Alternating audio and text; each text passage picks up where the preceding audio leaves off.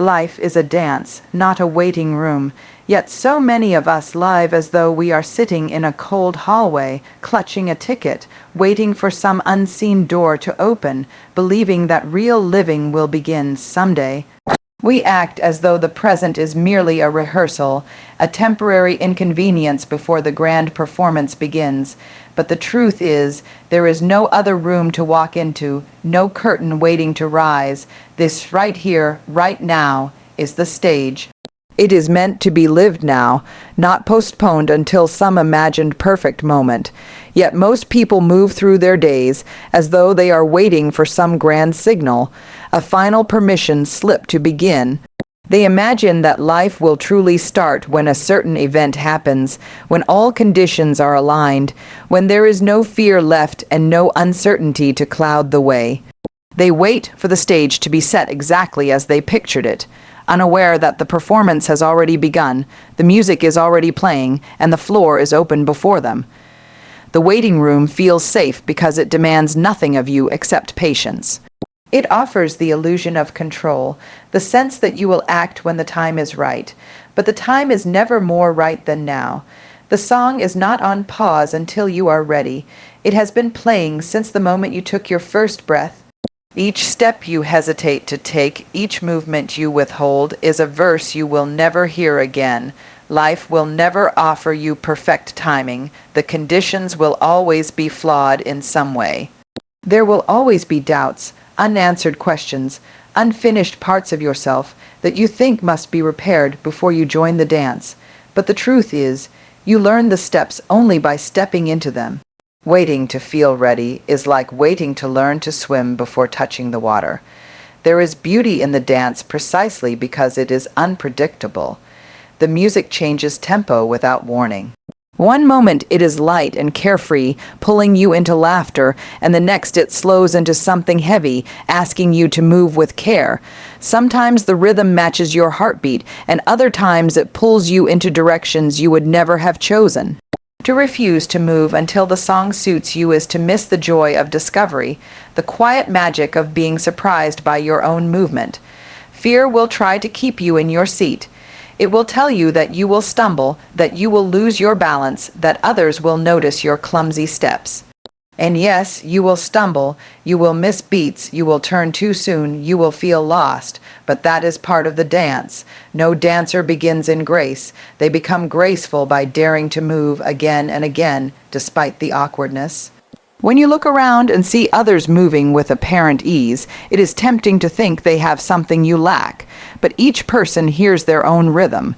No one's dance is without missteps. The difference between the ones moving and the ones waiting is not skill, but willingness. They are willing to risk imperfection for the sake of motion. The waiting room is not neutral. It does not preserve your life for later use. While you wait, the song continues without you. Moments pass that will never return. People you could have met, places you could have seen, experiences you could have tasted. These vanish quietly while you sit imagining a better moment to begin. Every day spent waiting is a day taken from the dance floor and locked away where it cannot be lived. Stepping into the dance does not mean constant joy. There will be days when the music is slow and full of sorrow. You may feel as though you are moving through darkness, unsure if the rhythm still exists. But even in those times, the act of moving, of choosing to stay in the flow rather than retreat into stillness, keeps you alive to the possibility of the next bright note. Life will not knock twice at the same moment. You will never get back the hour you are in right now. The only chance you have to live is in this present beat. The dance is already happening around you. Whether you move with elegance or with hesitation, the important thing is that you move. The waiting room will try to convince you that safety is worth the cost of stillness. But safety without motion is only another name for slow disappearance. The floor is yours. The music will change. You will never be fully ready, and you will never need to be. All that is required is that you take the first step and let the rhythm carry you wherever it wishes to go. The clock is always moving. Every breath is a moment you will never meet again. Time does not pause to let you gather yourself, nor does it slow when you need more of it. It flows with the same steady rhythm regardless of your readiness, indifferent to whether you are paying attention. Every second that passes slips quietly into the past, carrying with it all the possibilities it held. You cannot turn back to greet it once more. We often live as though time will stretch itself for us, as if the days will repeat until we have perfected them. We tell ourselves there will be another chance, another opportunity to speak, to act, to love, to try. But the truth is, every breath you take is unique. It exists for an instant and then is gone forever, making space for the next and the next, in a chain that will not break until your life itself is finished. Because the clock is always moving, hesitation costs more than we realize. Every moment you overthinking, postponing, or drifting in distraction is one less moment in which to truly live. You cannot store up unused time to spend later like coins in a jar. The minutes you do not live are simply gone, leaving no trace except the quiet ache of what might have been. We speak of wasting time, as if it were something external, something we could misplace and then find again. But time is not an object you own.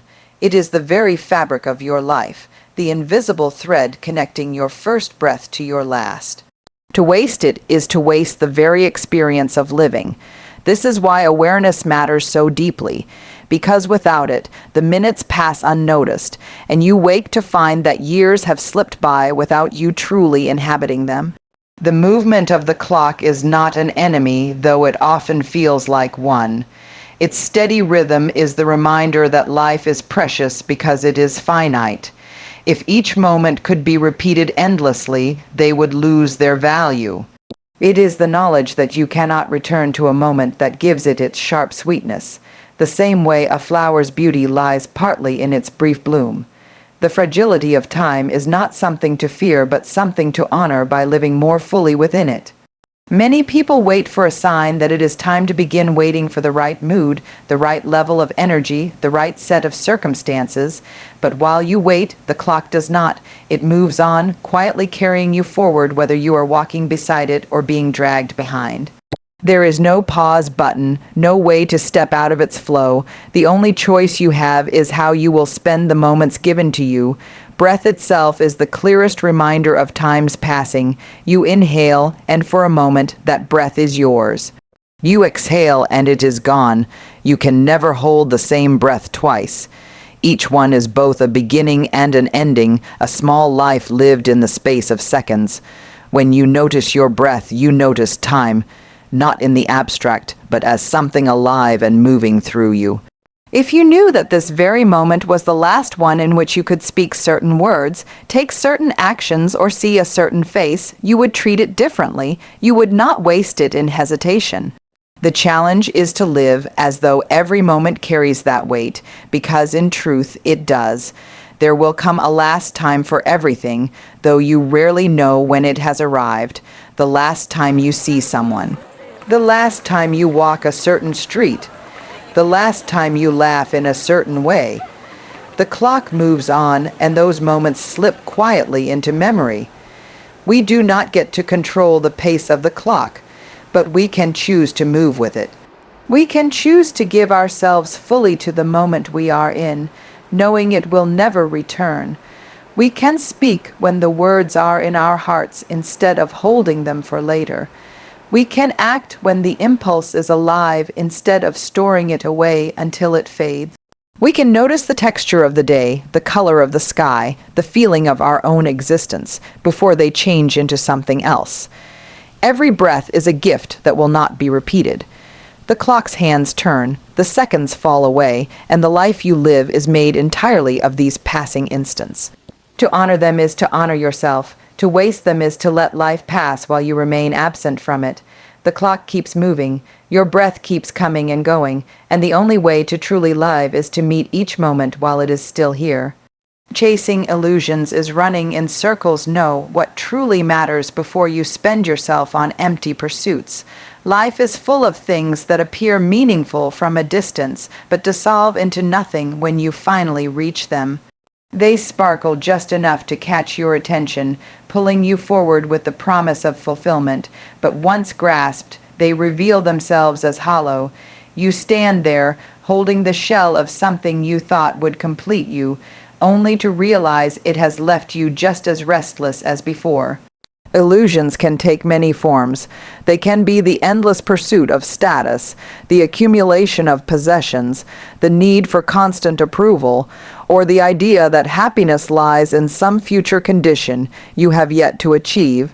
They often disguise themselves as necessity, as goals worth striving for, and because everyone else seems to be chasing them too, they feel legitimate.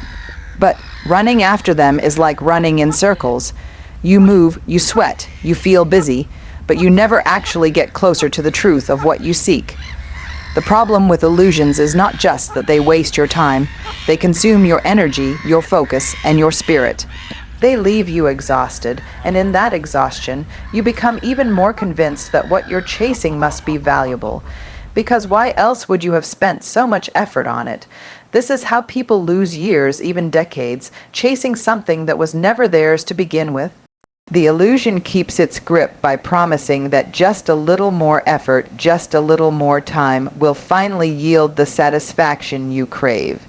The only way to escape the cycle is to pause and ask yourself what truly matters to you, not what you've been told to value, not what others around you are running toward, but what genuinely brings you alive. This requires a kind of honesty that is uncomfortable, because it may reveal that much of your striving has been for things you do not actually care about. It may force you to admit that you have been running to avoid stillness, because in stillness you might have to face the emptiness behind your pursuits. Knowing what truly matters means listening beneath the noise. It means noticing which moments feel whole without the need for applause, which actions give you a sense of quiet satisfaction even when no one else sees them. It means recognizing the difference between a desire that is yours and one that has been placed in you by the expectations of others. When you discover this, your movements stop being frantic. You no longer run in circles because you have a direction that belongs to you. The danger of chasing illusions is that they make you believe you are progressing simply because you are in motion. But motion without purpose is a slow form of self-betrayal. It keeps you too occupied to ask difficult questions about your life. It allows you to postpone the deeper work of understanding who you are and what you value.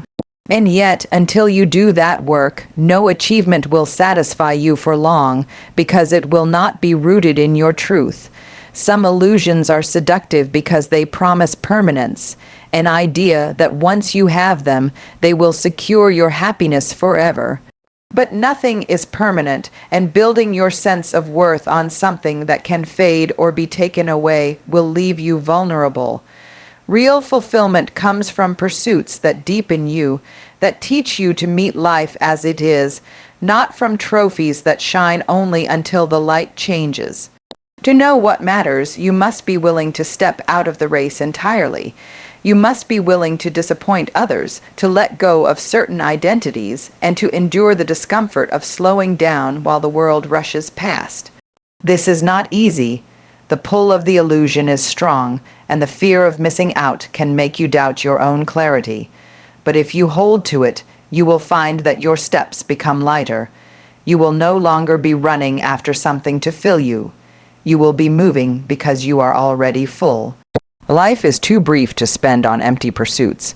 Each day spent chasing what is not real is a day taken from what could have been lived in alignment with your deepest values. The circles you run in may feel safe because they are familiar, but safety without meaning is its own kind of prison. When you know what matters, your energy flows where it belongs.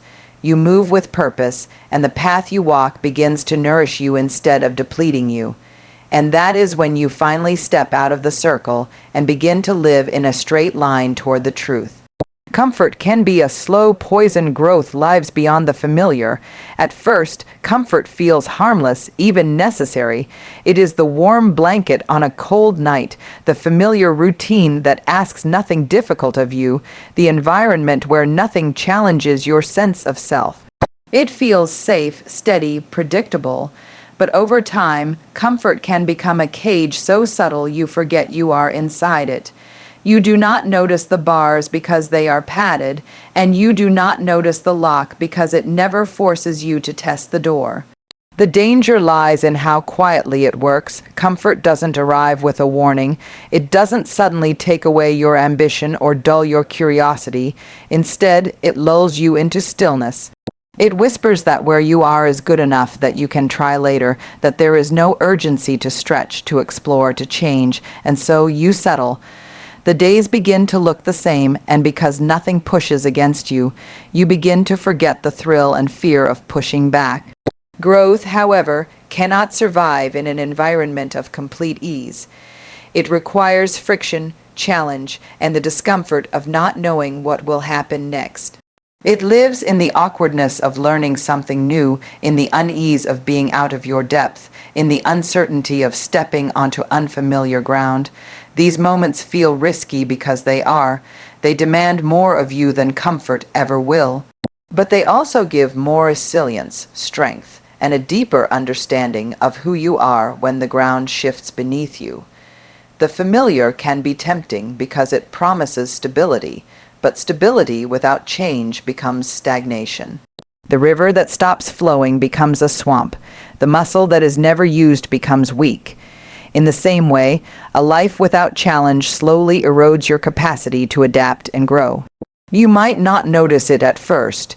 You may still feel capable, confident, secure, but when life inevitably demands that you face something unexpected, you find that the strength you once had has been quietly fading in the background. Stepping beyond the familiar means allowing yourself to be uncomfortable on purpose. It means entering spaces where you are not the most knowledgeable person in the room, where your skills are tested, where your certainty is shaken. At first, this can feel like loss, the loss of control, the loss of mastery, but in truth, it is the beginning of expansion. You are not losing yourself. You are stretching yourself into more than you were before. There is a certain honesty in discomfort. When you are challenged, there is no pretending. Your weaknesses and fears rise to the surface, and you are forced to see them clearly. Comfort lets you hide from them. Discomfort makes you confront them, and in doing so, you gain the power to change them. The very moments that make you want to retreat are often the ones that shape you most profoundly. The poison of comfort is that it makes this confrontation seem unnecessary. It convinces you that life is fine as it is, and fine feels easier than great because great requires risk. But the ease you feel now can become the regret you feel later when you look back and realize you traded your potential for safety. Safety can keep you alive, but it cannot make you feel alive.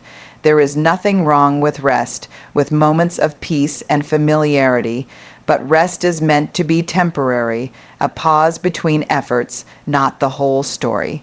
Too much rest becomes withdrawal, and too much familiarity becomes confinement. If you never step beyond what you know, you will never discover the parts of yourself that only reveal themselves in the unknown. Growth demands that you risk falling, failing, and feeling out of place. It demands that you let go of the illusion that you can control everything. And though it is uncomfortable, there is a strange joy in it, a sense of aliveness that comes from realizing you are capable of more than you imagined. Each time you leave the familiar and return, you carry something new with you, a skill, a strength, a piece of wisdom that changes how you move through the world. Comfort can cradle you, but it can also quietly erode your hunger for life. If you let it, it will keep you circling in the same small space, convincing you that the walls are the edges of the world. But beyond those walls lies the terrain where growth takes root, the unpredictable, uncharted, and endlessly expanding space where you meet not only the world, but yourself in ways comfort will never allow. You are not here to merely survive. Existence asks you to create, feel, and risk. Survival alone is the most basic function of life, the instinct to eat, breathe, and avoid danger. It is the bare minimum that any living creature does without thinking. But you are not just another organism clinging to existence. You carry within you the capacity to imagine something that does not yet exist, to shape your world with your hands, your thoughts, your voice. To reduce that to simply getting through the day is to ignore the deeper invitation life has given you. Survival keeps you alive, but it does not make you feel alive. It is possible to be breathing and yet untouched by the fullness of living. When you exist only to endure, the days blend together into a loop of repetition, and the spark that makes you human begins to dim. Creation, feeling, and risk are the forces that break that loop. They are what turn time into experience and experience into meaning. To create is to leave something behind that was not there before you touched it. It does not have to be grand or celebrated. It can be as small as arranging words on a page, planting something in the ground, or shaping an idea into a form others can see. Creation is the act of taking what lives only inside you and giving it a place in the world. It is proof that you were here, that you contributed something to the vast exchange of life beyond your own needs. To feel is to allow yourself to be moved, even when it is inconvenient. It means letting joy take hold of you without apology and letting sadness wash over you without shame. Many try to numb themselves in order to avoid pain, but in doing so they also mute their capacity for deep happiness. Feeling is risky because it opens you to the possibility of being hurt, but it is also the gateway to the moments that make you remember why you are alive at all, and then there is risk, the willingness to step into uncertainty without knowing the outcome. Risk is the bridge between the life you have and the life you could have. It is saying yes when it would be easier to stay safe, trying something that might fail, speaking words that might not be received as you hope. Without risk, growth is impossible. Without risk, you live inside the same small circle forever, mistaking its boundaries for the edges of the world. The world is full of people who are only surviving, keeping their heads down and their hearts guarded, waiting for life to feel different without ever stepping into what would make it different. This is not because they are weak, but because survival is comfortable in its own way. It asks for little. It spares you the sharp edges of disappointment, but it also spares you the soaring peaks of possibility. To live as existence asks of you is to step beyond that comfort. It is to wake each day with the knowledge that your time is limited and therefore precious. It is to treat the hours not as something to get through, but as a field in which you can plant something worth remembering. This does not mean you must always be in motion or always be striving. Creation and risk are not constant speed. They are choices woven through your days, reminders that you are an active participant in your own life. There will be times when you fall short, when your attempts to create fail, when your risks do not yield what you hoped for, when your feelings overwhelm you. But these are not signs that you should return to mere survival. They are signs that you are engaged in the work of truly living. Even pain, when it comes from fully showing up to life, carries with it a kind of meaning that mere survival cannot offer. Survival is about holding on. Creation, feeling, and risk are about reaching out. They stretch you beyond the walls of your own comfort and place you in direct contact with the unpredictable beauty and chaos of existence. They remind you that you are not here only to endure the passage of time, but to fill that time with something only you can bring. And if you let them, they will carry you far beyond the limits of simply being alive into the realm of truly living. Living fully is not about more time, but more presence. Many spend their days wishing for longer hours, dreaming of a future when life will finally feel spacious enough to be enjoyed. Yet, when more time arrives, it often slips away just as quickly as before. The truth is, the richness of life is not measured by the number of hours you have, but by how deeply you inhabit the hours that are already yours. We often live as if time is something to be collected and stored, as though by stacking enough days together, we might finally earn a sense of fulfillment. But moments are not currency. They cannot be saved for later, nor can they be hoarded for some grand future use. They can only be lived, and the quality of that living depends entirely on how present you are within them. Without presence, even the longest life can feel empty. With presence, even a single day can hold more meaning than years of distracted existence. Presence is the act of being here, not just physically, but with your full attention, your senses, and your heart engaged. It means tasting the food you eat instead of swallowing it in a rush. It means listening fully to the person before you instead of only half, hearing their words while your mind drifts elsewhere. It means feeling the texture of the air, noticing the colors of the evening sky, hearing the quiet rhythm of your own breathing. These are not grand gestures, but they are the essence of living. The mind is skilled at carrying us elsewhere. It replays past events, builds elaborate scenarios of the future, and narrates endless stories about what might be. While imagination and memory have their place, they can also become a trap, keeping us anywhere but here. In the process, life's most vivid details pass unnoticed. The laugh you could have shared, the comfort of a warm hand, the beauty of light moving across a room, all are lost because you were waiting for a moment you imagined would be better than this one. Presence has a way of expanding time. When you give yourself completely to what is in front of you, the ordinary becomes luminous. A simple conversation can feel like a treasure. A short walk can feel like a journey. The boundaries between moments begin to dissolve, and you stop chasing the next thing because the now is already enough. This is how people can feel they've lived a long and abundant life even if their years were few, because every moment was fully met, not hurried past. It is easy to believe that having more time will allow you to finally slow down, to appreciate, to live deeply. But if you do not cultivate presence now, no amount of time will change the way you move through life. The habit of postponing joy, of rushing to the next thing, will follow you no matter how many days you are given. Conversely, if you can be present now, you will find richness in even the smallest fragments of time. Living fully is an art that requires attention. It asks you to see the value in what is already here instead of searching endlessly for what might come next. It asks you to accept that life is not something that will begin later. It is happening now in the ordinary and the imperfect. It asks you to meet each moment with the same reverence you might give to your most cherished memories, because soon enough, this too will be one of them. In the end, presence is not only how we honor life, it is how we experience it at all. Without it, days blur into years and we wonder where the time has gone. With it, we find that we were never lacking time, only the willingness to truly be here for the time we had. And when we live this way, it does not matter whether life is long or short. What matters is that we were awake for it, that we tasted it fully, that we were here.